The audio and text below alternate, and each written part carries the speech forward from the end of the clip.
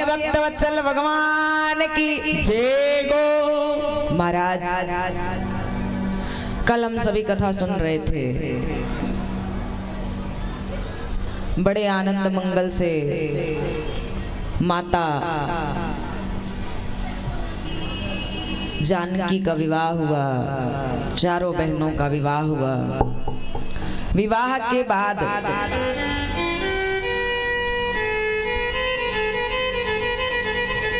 बार बार दशरथ जी कहते हैं कि अब तो विवाह की सारी विधियां भी पूरी हो गई हैं, अब तो विदाई होना चाहिए। जनक जी बार बार रोक लेते हैं। जनक जी बार बार कहते हैं कि थोड़े समय और रुक जाइए, क्योंकि जनक जी को ऐसा लगता है कि मेरी जानकी चली जाएगी तो मैं अपने जानकी के बिना कैसे रहूंगा।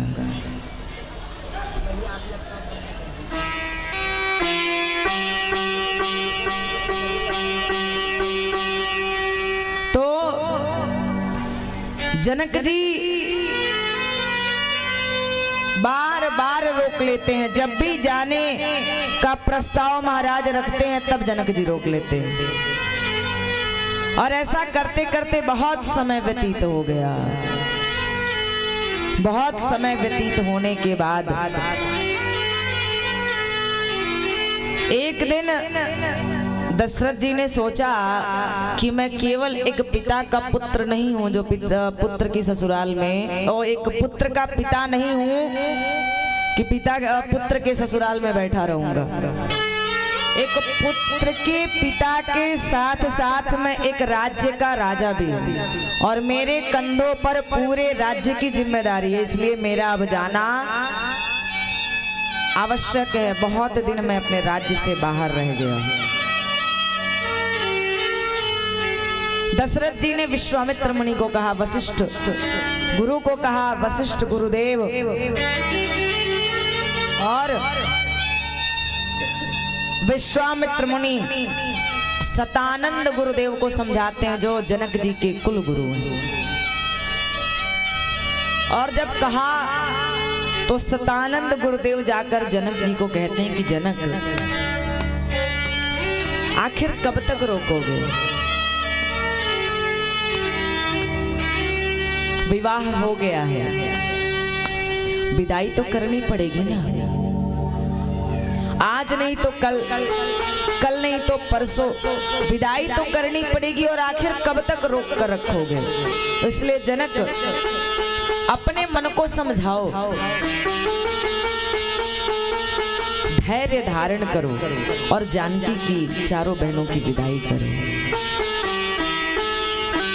जब सतानंद गुरुदेव ने ऐसा कहा, जनक जी कुछ नहीं बोलते हैं। जनक जी वहां से चले। चल तो रहे हैं लेकिन एकदम व्याकुल हैं। जाकर के माता सुनैना को कहते हैं कि विदाई की तैयारी करो, और कहकर जाकर महाराज बैठकर रोने लगे।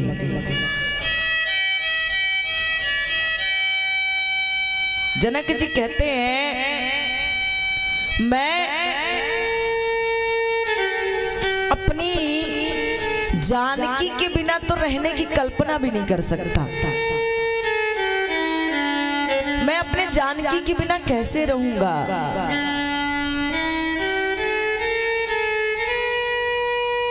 महाराज हम लोग कहते हैं ना कि जब एक बेटी का विवाह होता है और बेटी की जब विदाई होती है ना, तो माँ को बड़ा कष्ट होता है, माँ को बड़ा दुख होता है। कल्पना करिए जनक जी की अवस्था कैसी है उस समय। हम लोग कहते हैं सबसे ज्यादा दुख एक माँ को होता है। एक माँ रोती है, विलाप करती है, व्याकुल है, लेकिन महाराज ये सत्य नहीं है। जितना कष्ट, जितना दुख, जितनी पीड़ा एक पिता को होती है ना, उतना माँ को नहीं होती। अंतर इतना है कि एक माँ अपने प्रेम का प्रदर्शन करती है, वो अपने पीड़ा का, अपने दुख का प्रदर्शन करती है, लेकिन एक पिता नहीं करता है। लेकिन जनक जी अपने आप को नहीं संभाल पाए। जनक जी जैसा वैरागी, जनक जी की उपाधि राज ऋषि की उपाधि थी। राजा होते हुए भी ऋषि थे। इतने बड़े वैरागी, इतने बड़े ज्ञानी। बाबा तुलसी ने लिखा, सियहि बिलो की धीरता बागी, रहे कहावत परम वैरागी। परम वैरागी, परम ज्ञानी कहे जाने वाले जनक जी जब जानकी को देखते हैं,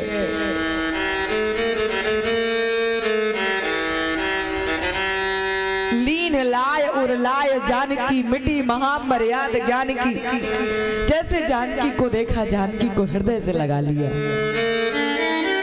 महाराज वास्तव में एक पिता अपनी पुत्री से जितना प्रेम करता है ना, उतना संसार में कोई दूसरा नहीं करता। जनक जी कहते हैं, मैं अपने जानकी के बिना रहने की कल्पना भी नहीं कर सकता। कैसे रहूंगा जानकी के बिना। माता को उस दुख का ज्ञान है। क्यों? मैया तो जानती है ना कि जैसे मैं अपने माता पिता को छोड़ के चली आई, वैसे मेरी भी बेटी मुझे छोड़ के चली जाएगी।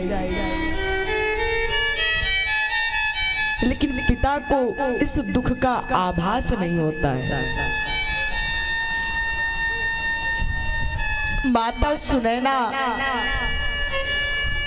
जानकी मैया को, तीनों बहनों को साथ में समझाती हैं, शिक्षा देती है कि जाना तो कैसे रहना। सास ससुर गुरु सेवा करे हो, पति रुख लखी आयशो अनुसरे हो।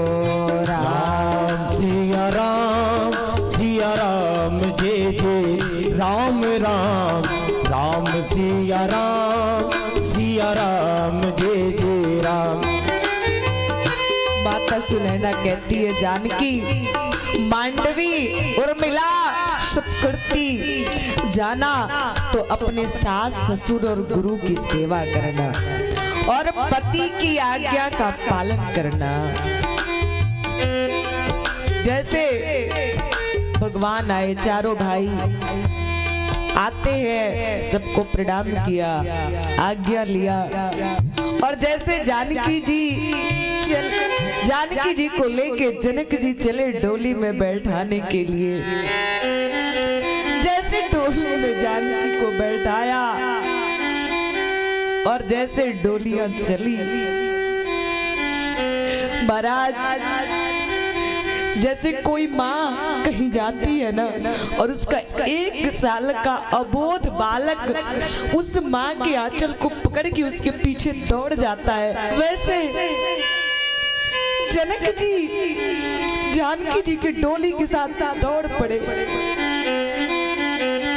ऐसा लग रहा था मानो मेरे कलेजे का टुकड़ा कहीं हमसे दूर जा रहा है और मैं तो जानकी के बिना रहने की कल्पना भी नहीं कर सकता। वास्तव में एक पिता का जो प्रेम होता है वो अद्भुत होता है। जनक जी रोते बिलखते डोली के साथ चल पड़े। बार बार दशरथ जी समझाते हैं, जनक जी लौट जाइए, जनक जी लौट जाइए। जनक जी लौटते नहीं है और साथ में चलते हैं और बहुत दूर तक चले।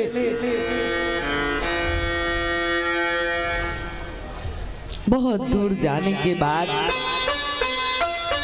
दशरथ जी ने कहा, जनक जी आधे से भी अधिक दूरी तक आप आ चुके हैं, अब आप लौट जाइए। महाराज जनक जी लौटते तो नहीं है, लेकिन दशरथ जी के चरणों को पकड़कर वहीं बैठ जाते हैं। कहते महाराज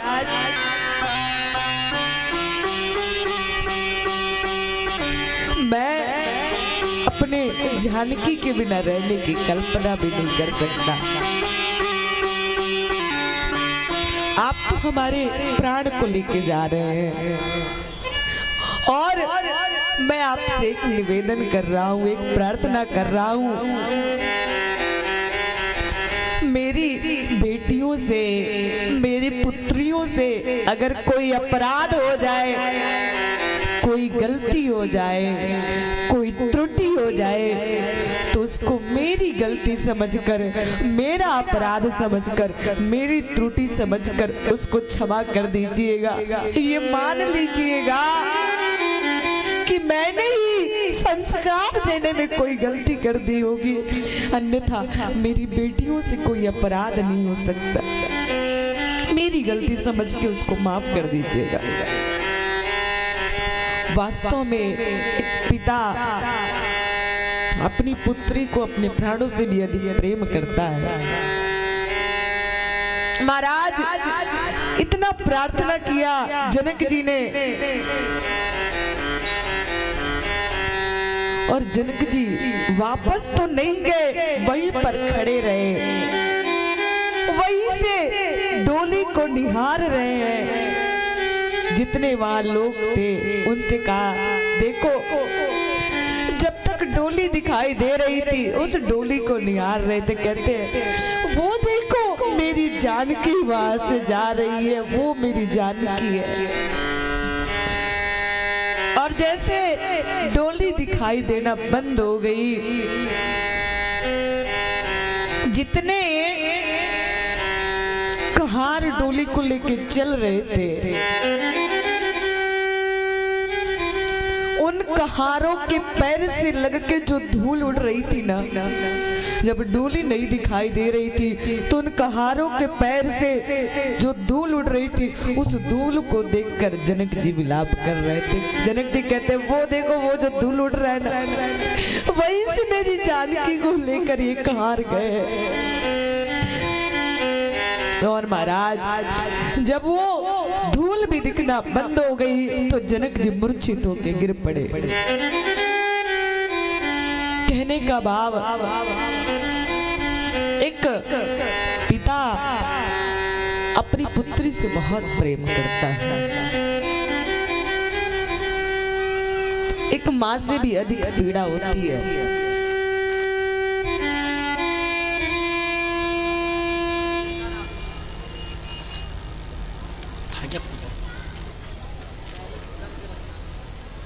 सीताराम, जय श्री राम।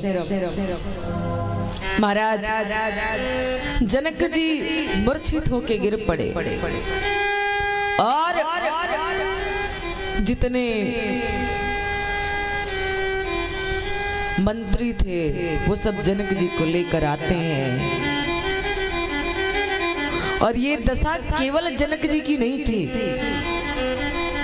जनकपुर के प्रत्येक प्राणी की यही दशा थी। और केवल मनुष्य ही नहीं, पशु पक्षी भी जानकी के वियोग में विलाप कर रहे थे। इधर जब अयोध्या के निकट महाराज पहुंचे अपने चारों बेटों के साथ, बहुओं के साथ, वशिष्ठ गुरुदेव से कहा कि शुभ मुहूर्त देखिए और वो मुहूर्त देखकर आप हमको बताइए, शुभ मुहूर्त में हम अवध की सीमा में प्रवेश करेंगे।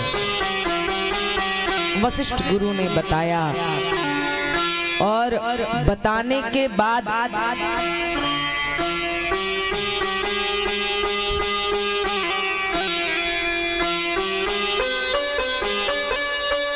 महाराज दशरथ अपने पूरे परिवार, पूरे परिकर, पूरे समाज के साथ अयोध्या में प्रवेश करते हैं। पूरे अवध में आनंद मंगल का वातावरण था। सभी लोग प्रसन्न थे, आनंदित थे, नाच रहे थे, गा रहे थे। किसी घर में अगर एक बहू आ रही हो तो इतना हलचल रहता है, इतना उत्सव रहता है, इतनी प्रसन्नता रहती है। तो जिस घर में 4-4 बहुएं आ रही हैं, इसलिए सभी प्रसन्न हैं, सभी आनंदित हैं। सारे अयोध्यावासी मंगल गा रहे हैं, मंगल कलश सजाए गए हैं, चौक पुराए गए हैं।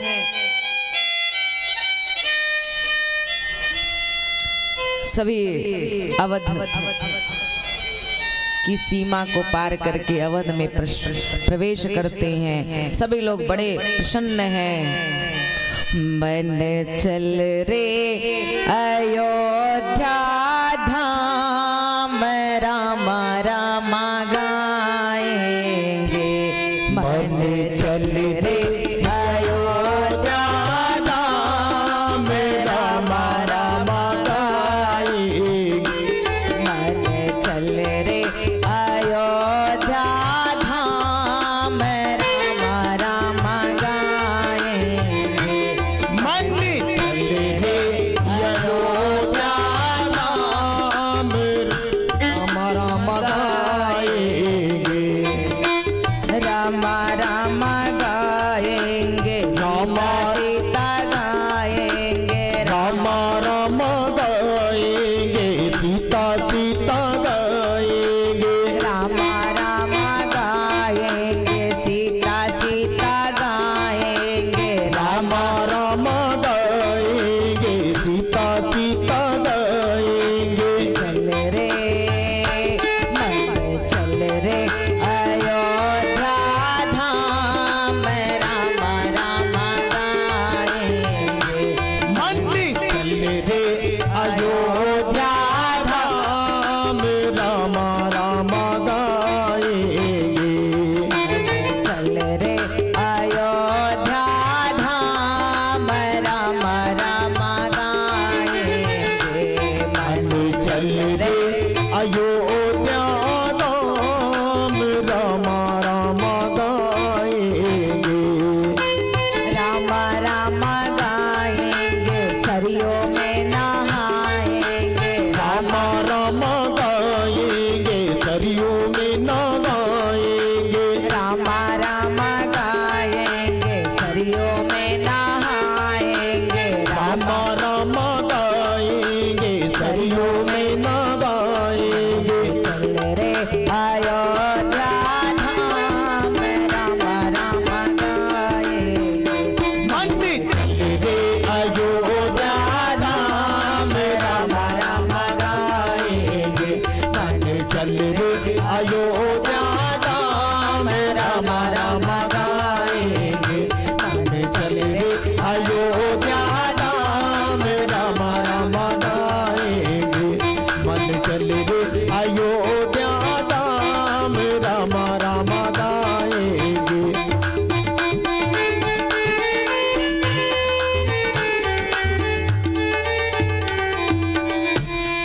महाराज सभी लोग अयोध्या में प्रवेश करते हैं। सभी अयोध्यावासी प्रसन्न हैं, आनंदित हैं, मंगल गाते हैं।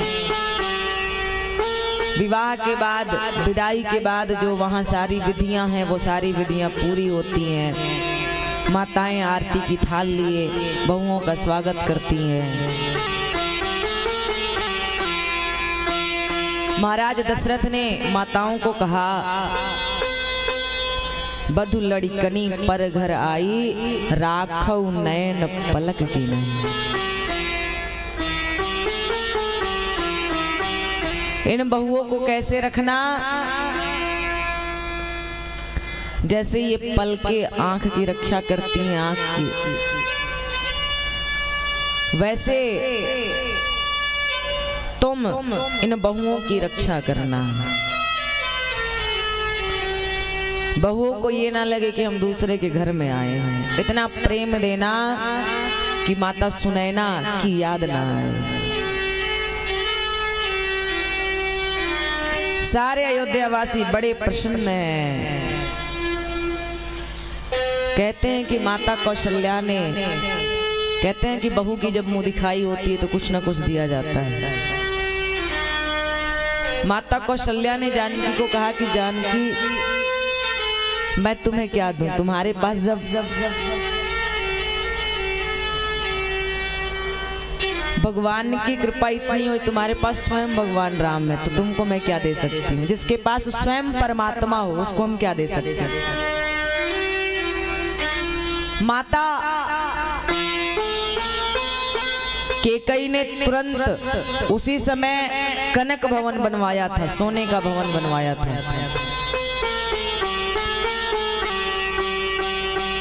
कनक भवन में ताला लगा था, अभी नया नया महल बना था।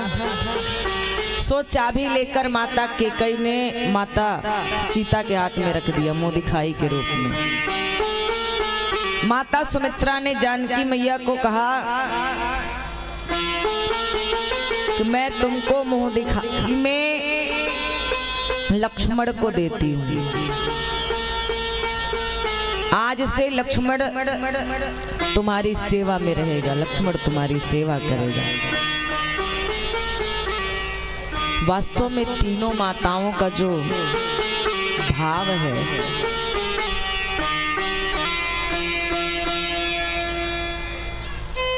माता सुमित्रा का जो त्याग, माता सुमित्रा की जो भक्ति, माता सुमित्रा का जो समर्पण लक्ष्मण को दे दिया सेवा में। और लक्ष्मण को सेवा में दिया, और जैसे सूचना मिली थी कि राम जी वन को जा रहे हैं,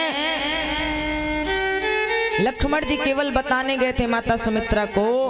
माता सुमित्रा ने कहा लक्ष्मण अगर राम वन को जा रहे हैं तो तुम्हारा यहाँ क्या काम है, जाओ तो।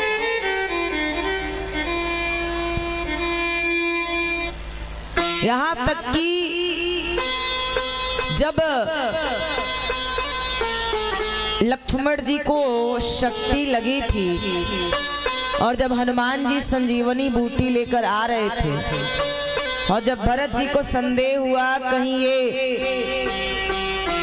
राम जी से युद्ध करने तो नहीं जा रहा है, कोई दैत्य तो नहीं, और जब मारा था बाण से, और जब अयोध्या में हनुमान जी गिर गए, और जब हनुमान जी की मूर्छा भंग हुई, हनुमान जी ने सारी कथा सुनाई।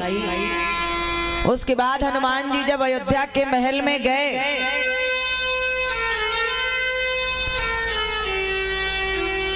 तो जब अयोध्या के महल में गए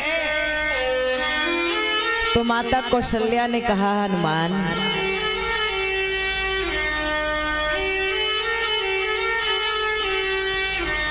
जाकर राम से कह देना कि मेरे लक्ष्मण को लिए बिना वो अयोध्या पैर नहीं रखेगा।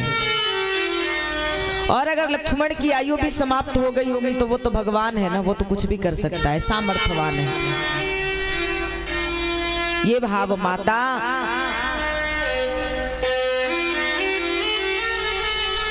कौशल्या के थे।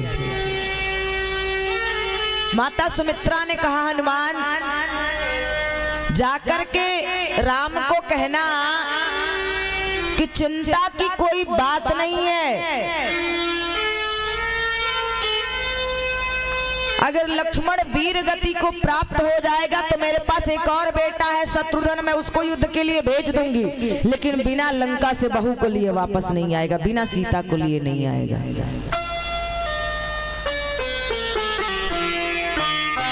इतने में उर्मिला आई, और जब उर्मिला आई, उर्मिला तो प्रसन्न है, हनुमान जी ये खा लो, हनुमान जी वो खा लो, आपको हरे फल पसंद है, आपको तो सेव पसंद है, ये खाइए वो खाइए, बार बार कहा। हनुमान जी ने कहा मैया आपके पति मूर्छित अवस्था में पड़े हुए हैं, आपके पति के प्राणों पर इतना बड़ा खतरा मंडरा रहा है और आप इतनी प्रसन्न। उर्मिला ने कहा, हनुमान उनको कुछ नहीं हो सकता है, मैं ये जानती हूँ, मैं ये जानती हूँ उनको कुछ नहीं हो सकता है। हनुमान जी ने कहा कि सुषेण वैद्य ने तो कहा है कि प्राणों पर खतरा है और सुबह तक अगर संजीवनी बूटी नहीं मिली तो आपके पति के प्राण पखेरु उड़ जाएंगे। आपके पति के प्राणों पर ऐसा खतरा है कि सुबह तक संजीवनी बूटी नहीं मिलेगी तो आपके पति के प्राण पखेरु उड़ जाएंगे। लेकिन आपके इतने विश्वास का कारण क्या है? उर्मिला क्या क्या सुंदर उत्तर था। माता उर्मिला कहती हैं, हनुमान जी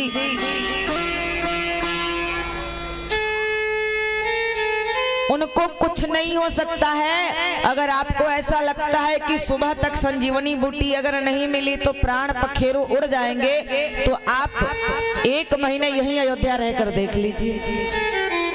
आप 1 महीना यहीं अयोध्या रहकर देख लीजिए।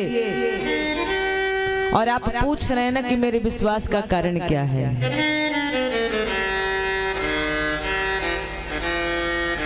मेरे पति जिनकी गोद में सर रखे हुए हैं ना,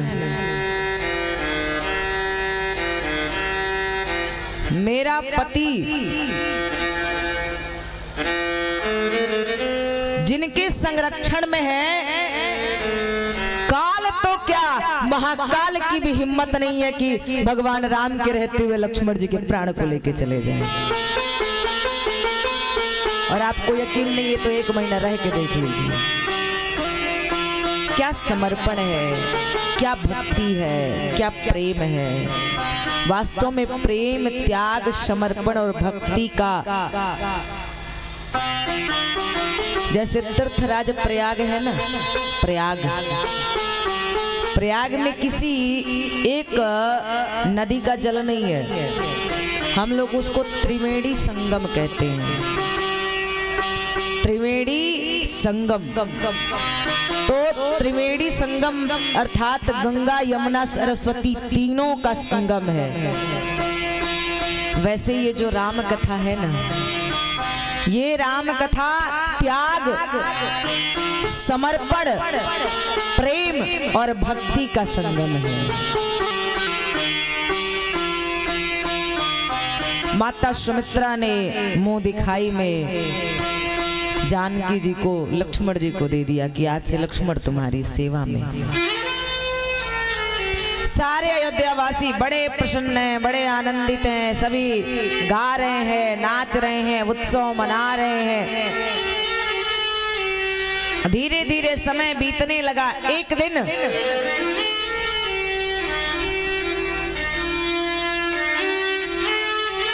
महाराज दशरथ राजसभा में जाने के लिए मुकुट पहन रहे थे और जब मुकुट पहन रहे थे तो उन्होंने देखा कि मुकुट तो टेढ़ा हो गया है और कान के पास के जो बाल हैं वो सफेद हो गए। राय सुभाय मुकुर करलीना बदन बिलो की मुकुट सम कीना। दर्पण को लिया और मुकुट को देखा तो मुकुट टेढ़ा, मुख को देखा तो कान के पास सफेद बाल।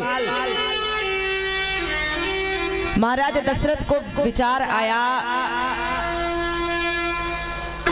कि अब मेरा चौथापन आ गया है और मुझे राज्य की जिम्मेदारी पुत्र को सौंप देनी चाहिए। मुकुट टेढ़ा हो रहा है तो ये मुकुट इशारा कर रहा है कि अब आप मेरा भार सहन नहीं कर सकते।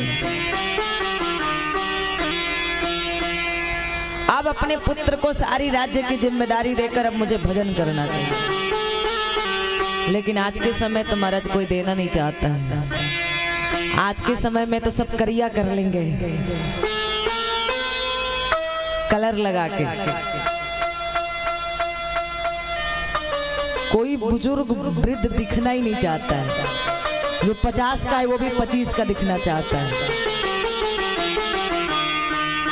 सबको पता चल जाएगा कि हम बूढ़े हो गए हैं तो फिर जिम्मेदारी नहीं मिलेगी।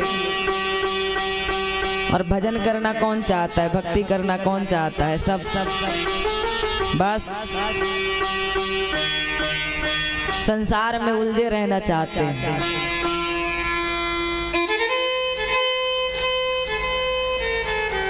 एक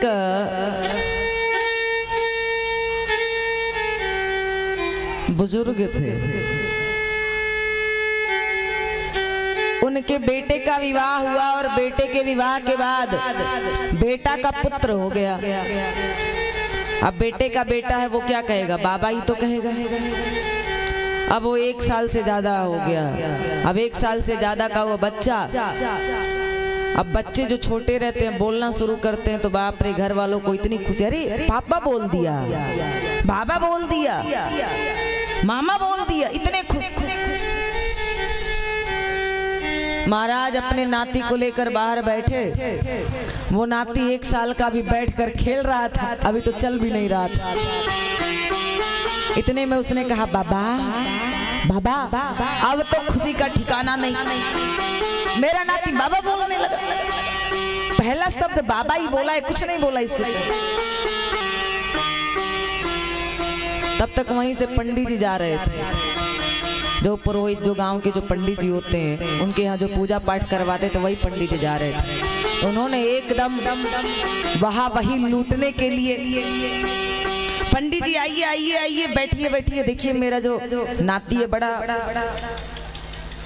समय से पहले बहुत होशियार होगा, बहुत चंचल, बहुत चालाक होगा, बहुत समझदार होगा। अभी तो चलना भी नहीं सीखा, अभी तो बैठना सीखा। और देखिए ना, बाबा बोल रहा है। पंडित जी ने कहा कि आप इसकी बात नहीं समझ रहे हैं। आप इसकी बात कहाँ समझ पा रहे हैं कि ये क्या आपको इशारा करना चाहता है? उन्होंने कहा, क्या इशारा करना चाहता है?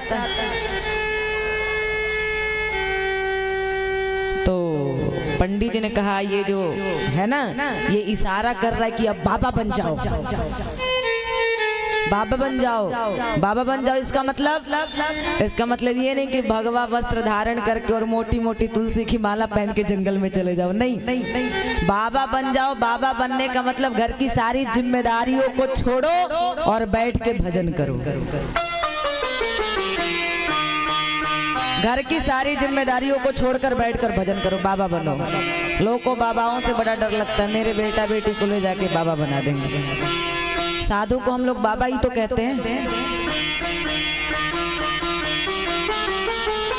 अब तो पंडित जी को बुला के जो प्रसन्नता हुई थी वो सारा सब दुख में बदल गया। अब पंडित जी की बात तो माननी पड़ेगी।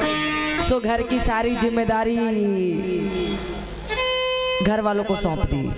अब वो सुबह उठते, रोज भजन करते। सुबह उठेंगे, पूजा करेंगे, पाठ करेंगे, भोजन करेंगे और बैठकर भगवान की कथा सुनेंगे। नहीं तो राम राम जप करेंगे, कीर्तन करेंगे, सत्संग करेंगे, यही सब करेंगे।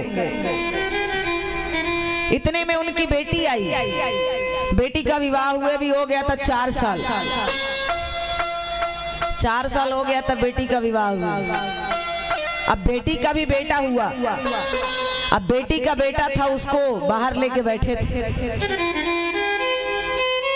अब बेटी का जो बेटा, वो भी 2 साल का हो गया। बेटी ने सिखाया, बोलो नाना। तो बेटी का बेटा बोला नाना। तुरंत बोला, पंडित जी सुनिए, जल्दी सुनिए। पंडित जी आए, कहा ये नाना बोल रहा है, आप इसकी बात को समझे? नहीं, ये इशारा कर रहा है, नाना मतलब बाबा मत बनो, बाबा मत बनो।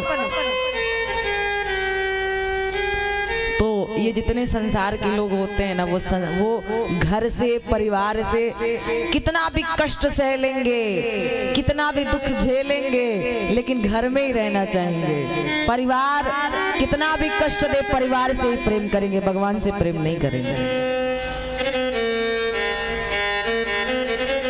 लेकिन दशरथ जी को तो महाराज ऐसा लगा, मनहु जरठपन अस उपदेशा, ये जो चौथापन है, सफेद बाल हैं, ये सब ऐसा उपदेश कर रहे हैं कि अब ये सारी जिम्मेदारी पुत्रों को सौंप दो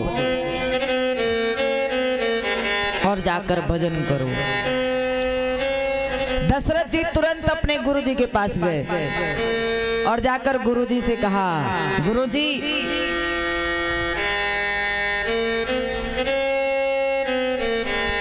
हम चाह रहे हैं कि राम को राजा बना दिया जाए। गुरुजी ने कहा कि सभा में, राज्य में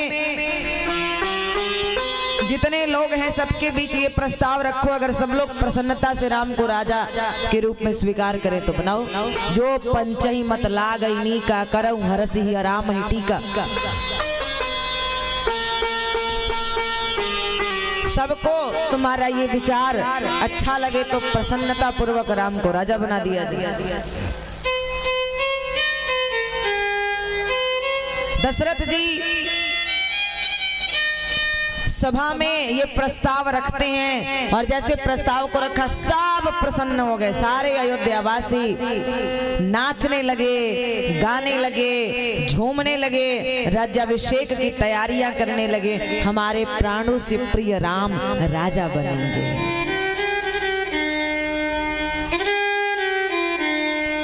अच्छा, इस संसार में बहुत राजा हुए, कृष्ण भी राजा हुए और भी बहुत सारे राजा हुए, लेकिन हमारे राम जी के जैसा आज तक कोई दूसरा राजा नहीं हुआ। आज भी हमसे कोई पूछे कि आपको कैसा राजा चाहिए तो हम क्या कहते हैं, हमको राम के जैसा राजा चाहिए। आज भी हम राम राज्य की परिकल्पना करते हैं। सभी लोग बड़े प्रसन्न हैं। राज्याभिषेक की पूरी तैयारियां आरंभ हो गई। केवल राम जी प्रसन्न नहीं है, राम जी प्रसन्न नहीं है, बाकी सब प्रसन्न है। राम जी कहते हैं, जन में एक संग सब भाई, भोजन शयन कीनी लड़िकाई, विमल वंश यह अनुचित एकु, बंधु बिहाई बढ़ई अभिषेक। अर्थात चारों भाइयों का जन्म एक साथ हुआ। मुंडन संस्कार, जाति कर्म संस्कार, चूड़ाकरण संस्कार, उपनयन संस्कार, यहाँ तक कि विवाह संस्कार भी साथ में हुआ। और जब राजा बनाने की बात आई तो बंधु बिहाई, सभी भाइयों को छोड़कर बड़ा ही अभिषेक, बड़े वाले को राजा बना दिए। ये तो परंपरा गलत है। विमल वंश यह अनुचित एक, सूर्य वंश में ये जो परंपरा है ये गलत है। राम जी प्रसन्न नहीं है, बाकी सब प्रसन्न है। वशिष्ठ गुरु आए, आकर के कहा, राम आज सारे नियमों धर्मों का पालन करना, नीचे जमीन पर सोना, ब्रह्मचर्य का पालन करना, इत्यादि इत्यादि सारे नियमों का वर्णन किया।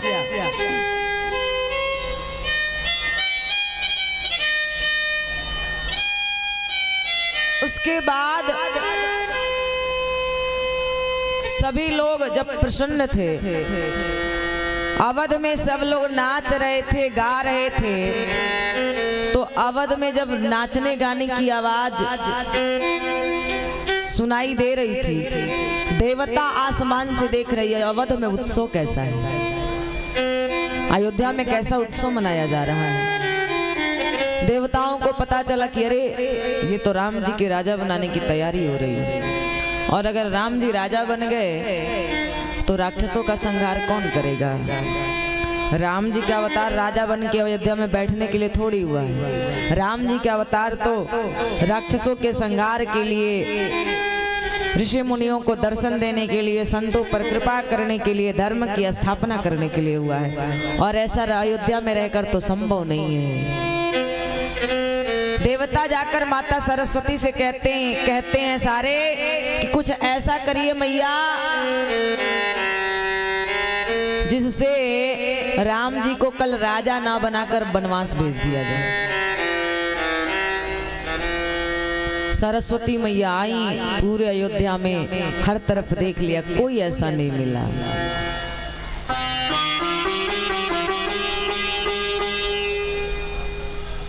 माता सरस्वती सोच रही थी कि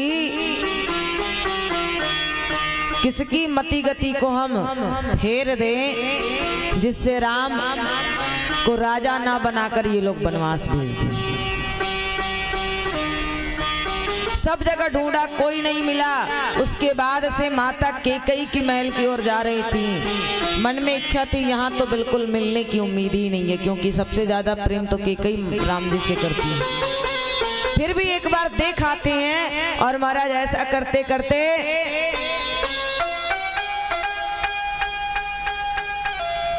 माता कैकेयी के महल की ओर चली माता सरस्वती, और वहां मंथरा मिल गई। सो मंथरा की मति गति को, बुद्धि को बदल दिया और माता सरस्वती चली।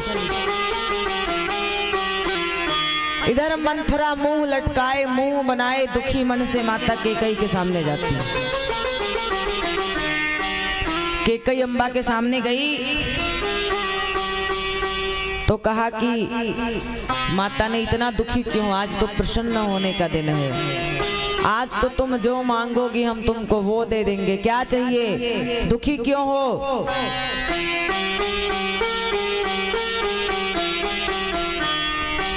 मंथरा ने कहा तुमको पता ही नहीं, ये सारी योजना पहले से बनी बनाई थी, और जिस दिन राम जी को राजा बना दिया जाएगा उस दिन तुम दासी बन जाओगी और तुम्हारे पुत्र भरत को कारागार में डाल दिया जाएगा। कैकेयी अम्बा ने कहा मंथरा को तुम घर फोड़ने का काम कर रही हो, हमारे परिवार में ऐसा कुछ भी नहीं है। राम हमको कौशल्या से भी अधिक प्रेम करते हैं। मंथरा रोने लगी और मंथरा कहती है सुनो, तुम्हारे ही भले के लिए कह रहे हैं। तुम्हारी सेवा में तुम्हारे पिता ने हमको भेजा था, तो तुम्हारी सेवा करना, तुम्हारा हित, तुम्हारा भला सोचना ये मेरा धर्म है, इसलिए हम सोच रहे हैं। बाकी मुझे इससे कोई स्वार्थ नहीं है। और सुनो, राजा राम बने या राजा भरत बने, मैं तो दासी ही रहूंगी। मंथरा कहती है कि राजा राम बनेंगे या राजा भरत बनेंगे, मैं तो दासी ही रहूंगी, मैं कौन सा रानी बन जाने वाली, इसलिए तुम्हारे भले के लिए कह रही हूँ।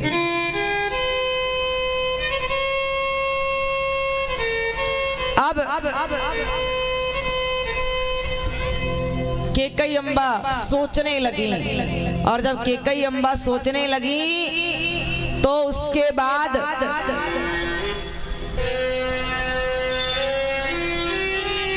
कैकेयी मैया ने कहा तुमने बिल्कुल सही कहा, अब बताओ क्या करेंगे, अब तो समय ही नहीं है, क्योंकि कल ही राज्याभिषेक होना है और समय नहीं, अब तो रोक भी नहीं सकते। मंथरा ने कहा कोई बात नहीं, अभी एक रात बाकी है, एक रात में तो बहुत कुछ हो जाता है।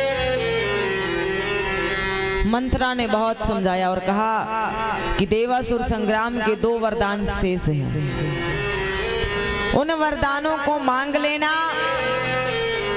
और सुनो, वरदान तब मांगना जब दशरथ जी राम की शपथ लेंगे, राम की सौगंध लेंगे। भूपति राम शपथ जब करही, तब मांगे हुजहि वचन न डरहि। जब राम की शपथ ले लेंगे, राम की सौगंध ले लेंगे, तब मांगना, उससे पहले मत मांगना।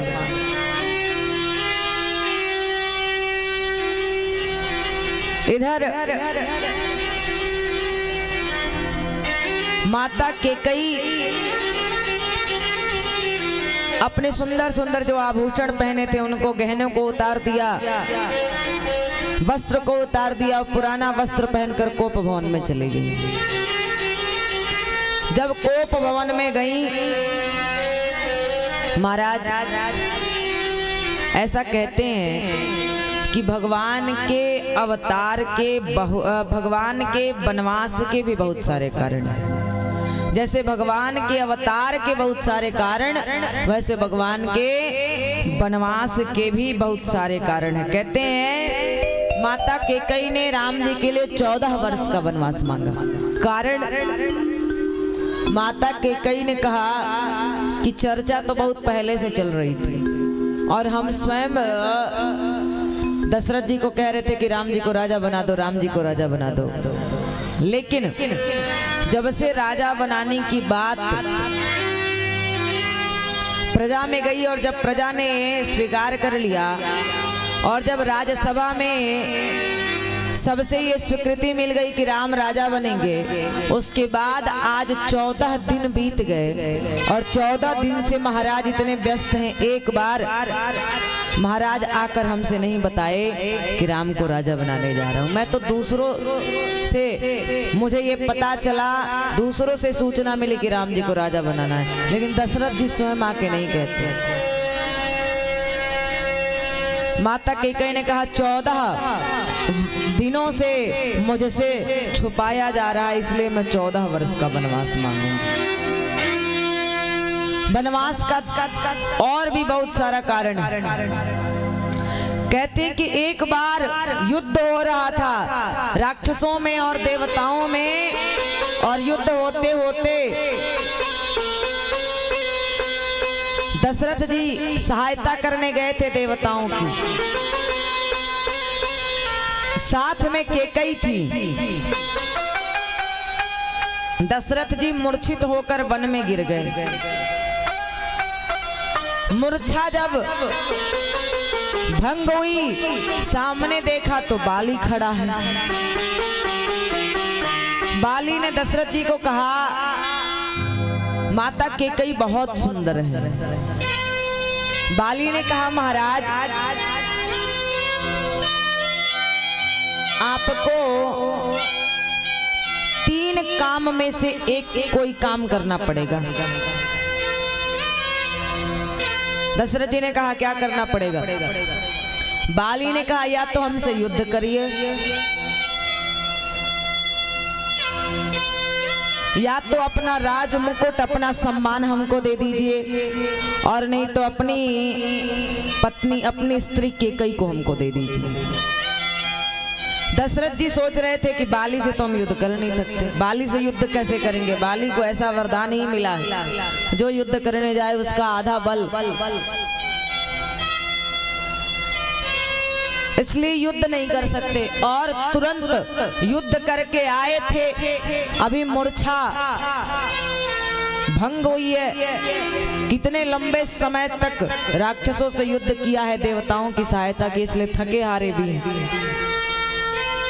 युद्ध नहीं कर सकते बाली से। दूसरा विकल्प दिया बाली ने कि तब कैकेयी को दे दो। दशरथ जी ने सोचा कैकेयी को तो हम नहीं दे सकते, क्योंकि अयोध्या जाएंगे फिर लोग कहेंगे अपने पत्नी को हारा, या फिर मेरा मान सम्मान समाप्त हो जाएगा, तो कैकेयी को भी नहीं दे सकते। कैकेयी माता वहीं सब सुन रही थी। महाराज ने कहा, नहीं, मैं कैकेयी को तो नहीं दे सकता। तीसरा विकल्प, अयोध्या का राज मुकुट दे दो। तो महाराज दशरथ ने अयोध्या का राज मुकुट बाली को दे दिया। कैकेयी मैया को वो सारी घटना याद थी। कैकेयी मैया ने कहा कि जब राज मुकुट है ही नहीं है तो राज अभिषेक कैसा है? मैं अपने राम को वन में भेजूंगी, मेरा राम जाएगा और उस बाली को जीत कर अपना राज मुकुट वापस लेकर आएगा, तो राम जी का राज्याभिषेक होगा।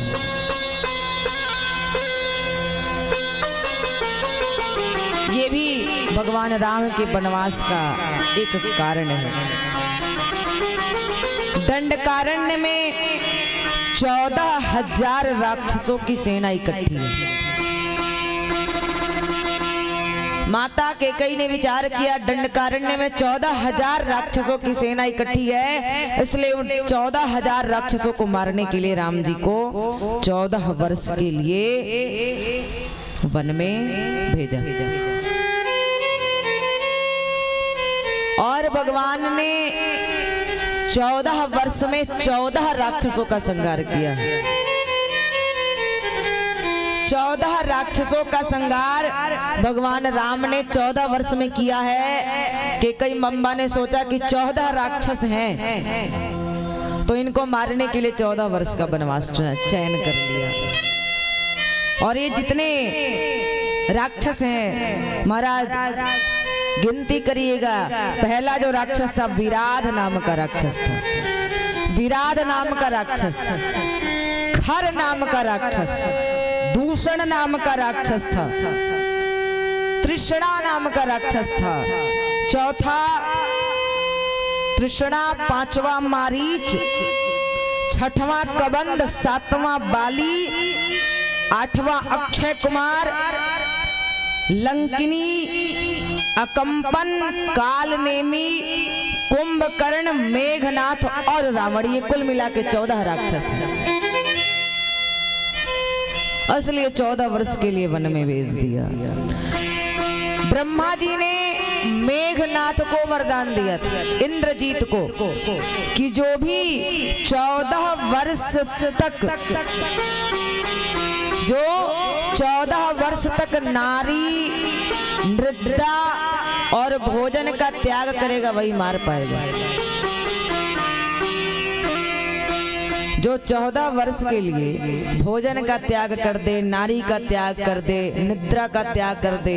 लक्ष्मण जी 14 वर्षों में भगवान की सेवा में खड़े रहते थे, कभी सोए नहीं थे, इसलिए 14 वर्ष का वनवास मांगा। इस प्रकार महाराज बहुत सारे कारण हैं, इसलिए 14 वर्ष के लिए वनवास मांगा था माता केकई। और माता केकई सबसे अधिक प्रेम राम को करती थी। अद्भुत समर्पण, अद्भुत त्याग। राम जी कहते हैं माँ बचपन में खेलते खेलते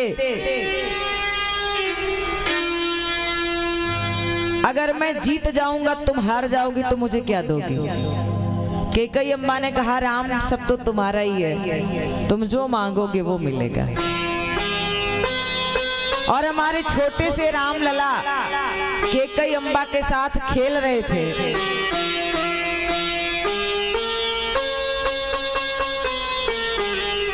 और एक माँ को अपने बालक से जीतने से ज्यादा हारने में आनंद आता है। मैया जब अपने बच्चे के साथ खेलती है तो हार कर प्रसन्न होती है। इस संसार में माता पिता ही ऐसे हैं जो अपने बच्चों से हार कर प्रसन्न हो जाते हैं। केकई मैया ने कहा राम मैं तुमसे हार गई, तुमको क्या चाहिए बताओ। राम जी ने कहा मैया सोच लो। राम जी जब कहते हैं मैया सोच लो, केकई मैया ने कहा हमने सोच लिया, बताओ क्या चाहिए। राम जी ने कहा माँ हो सकता है कि युगों युगों तक ये संसार तुमको समझ ना पाए। केकई मैया ने कहा राम कोई बात नहीं, मेरा राम मुझे समझता है ना, इसलिए ये संसार ये दुनिया समझे ना समझे हमको मतलब नहीं है। राम जी ने कहा मैया एक बार सोच लो, हो सकता है ये संसार तुमको गालियां दे। मैया ने कहा कोई बात नहीं, अपने राम की प्रसन्नता के लिए मैं गाली खाने को तैयार हूं। राम जी ने कहा मैया एक बार और सोच लो, हो सकता है तुम्हारे मांग का सिंदूर मिट जाए। केकई मैया ने कहा राम ये तुम क्या कह रहे हो। राम जी ने कहा माँ मैंने कहा था ना कि पहले ही सोच लो, कुछ ऐसा मांगने वाला। केकई मैया ने कहा अपने राम की प्रसन्नता के लिए मैं वो भी त्यागने को तैयार हूँ। विचार करिए माता कैकेयी कितना प्रेम राम को करती थी।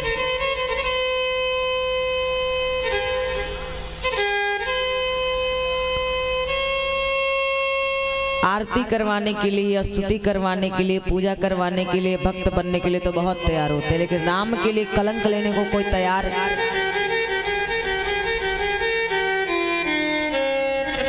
माता ने कहा राम मैं प्रसन्नता पूर्वक वो भी स्वीकार करती।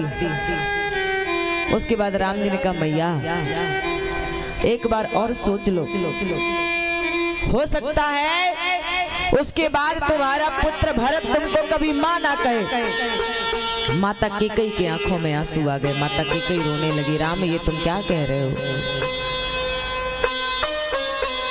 बहुत सोचा और धैर्य धारण करके कहा राम तुम मांगो, तुमको क्या चाहिए? मेरा राम मुझे मां कहता है, मुझे किसी और से मां सुनने की इच्छा नहीं है। मेरा राम, मेरा भरत मुझे मां नहीं कहेगा, कोई बात नहीं, मेरा राम तो मुझे मां कहता है ना।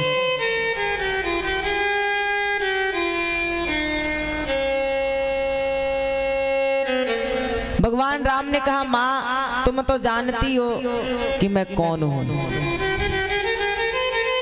मैया ने कहा हाँ राम मैं तो जानती हूं। भगवान ने कहा कि मेरा अवतार इस अयोध्या में रहने के लिए नहीं, मेरा अवतार धर्म की स्थापना के लिए और दुष्टों के संहार के लिए हुआ है। और ये अयोध्या में मैं रहूंगा तो संभव नहीं होगा, इसलिए माँ जब पिताजी हमको राजा बनाने लगेंगे तो मुझे वनवास भेज देना। कैकेयी मैया ने कहा राम ये नहीं हो सकता है, तुमने जितना कहा मैंने स्वीकार कर लिया। राम जी ने बहुत समझाया और तब माँ तैयार हो गई।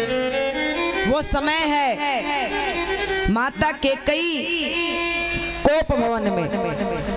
महाराज दशरथ आकर मंथरा से पूछते हैं कैकेयी महारानी कहाँ है? मंथरा ने कहा कोप भवन की ओर जाते देखा। दशरथ जी कोप भवन में गए।